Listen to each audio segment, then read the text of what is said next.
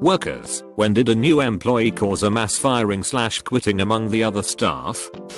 To start with, I didn't want to be there in the first place. It was 5 o'clock on a Monday morning, but my dad insisted. It was freezing cold. The glass on the front windows of the store was fogged over where you couldn't see out except for a little peephole beside the door that I scraped clean with my fingernail. You see, he owned the butcher shop in the small town we lived in at the time. This particular morning, my dad wanted to spend some quality time with me while he shouted at his employees and I worked the cash register because the girl that normally worked was out of town visiting her aunt. My dad is always loud and obnoxious, his mustache wiggling with indignation about the slightest thing, but this morning, he was particularly agitated. The new assistant butchers were all in the back staring nervously at each other as my dad barked out instructions, his hands clasped behind his back and under his apron. My dad prided himself on a job well done and preached quality over quantity. The day went by without a hitch until right around lunch, when a particularly loud crash from the back made me jump. I waited for my dad's yell, but heard nothing. I finished waiting on the customer at the front and cautiously made my way to the back of the store. I gingerly pushed open the door to the cutting room and tilted my head around the door. Did I really want to know what had actually happened? It had to have been terrible for my dad to have lost the ability to speak. I stuck a foot in the room and peered around the door with one eye. Then I froze, taking in the scene before me. There was so much red. It covered the floor, splashed up on the counters, splattered on the walls, and covered everything in sight. A giant metal bolt teetered back and forth on the floor, the metal clanging against the floor. 3 assistants stood frozen, poised with red on their aprons, coating their shoes, and splashing their pant legs. My vision swung to the left, to see my dad standing still, staring open-mouthed at the scene. He reached up and wiped some red splatter off of his forehead. His fists clenched, and he positively vibrated with rage. The top of his head began to redden, and he spluttered angrily. He stalked up to each of the assistants one by one, and ripped their aprons off. He held them in his fist and shook it angrily under each assistant's nose, before throwing the apron down in the bloody mess on the floor. He shook his head, and motioned to the door, throwing his hands in the air. Quickly, the 3 men exited shamefacedly, nearly tripping in their haste to get away from my angry father. I still stood in the doorway staring as my dad turned in circles looking at the massive mess that covered his once pristine floor. And that is a story of how 3 people got fired without my dad ever saying a word.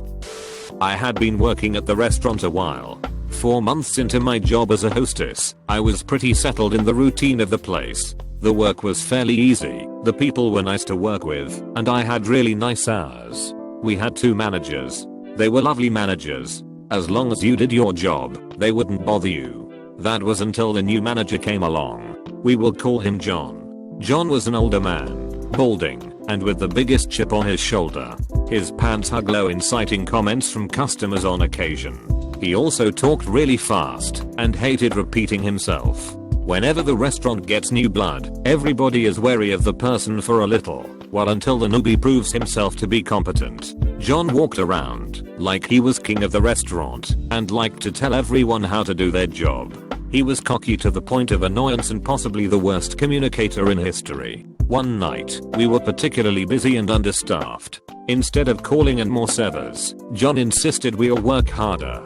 He mouthed off to 3 veteran servers and oversat each restaurant section until we had people walking out the door. He sounds like the manager from hell, right? It gets worse. One of the servers had had enough of John and cussed him out in the kitchen, loud enough for customers to hear. She let him know exactly what she thought of him in very colorful language, while we all stood frozen in shock.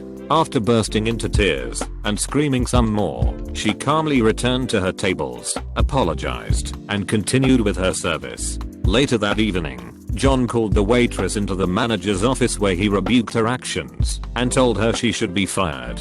When the server tried to leave the room, he blocked her way and held the door handle, refusing to let her leave. After she became insistent, he exited the office and locked her in for a few minutes, supposedly to let her cool down. When the server exited the tiny office space, she was a crying mess and promptly left the restaurant. We were all just shocked at the turn of events and stayed quiet, hoping to stay out of John's way that night.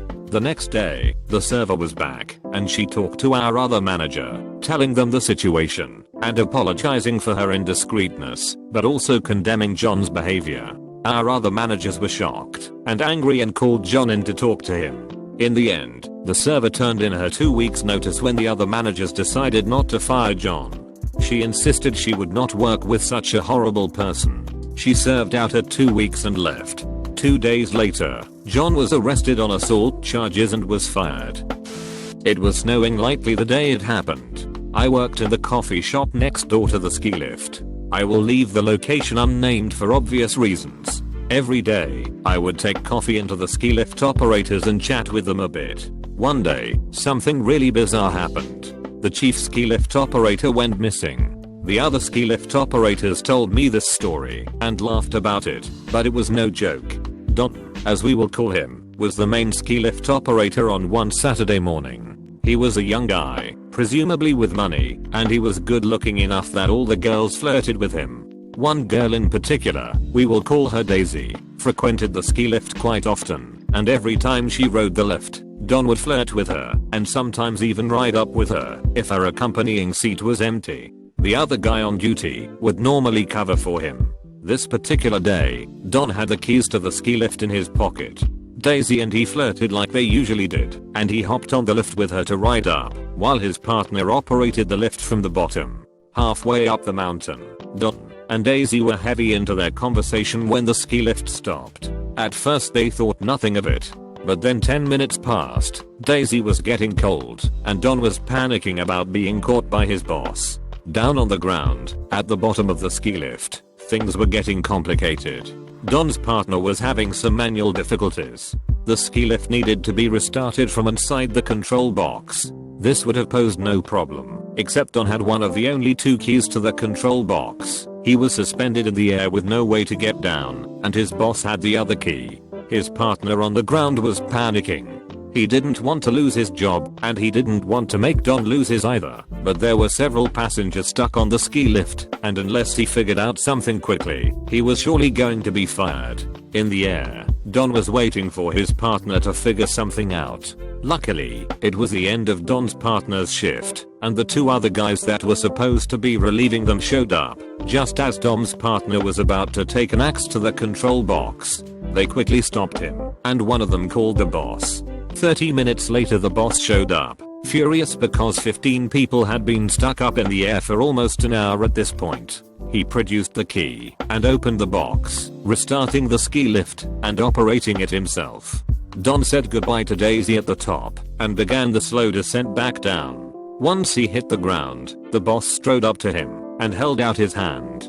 Shamefacedly, Don handed over the key and the boss handed it to the 2 guys, whose shift had just started. Then, Don and his partner were escorted off the premises.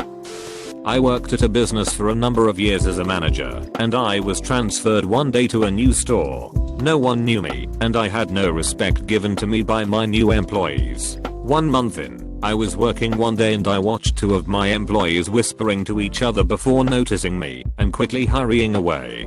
This was just one of the small inconsistencies that I had been noticing.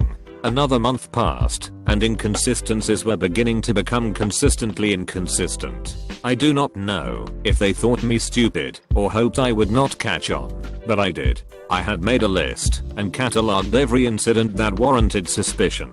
Nearly every employee I had was under review. I knew I could not legitimately get away with firing nearly every single employee under my watch without contacting higher management, no matter how much evidence I had.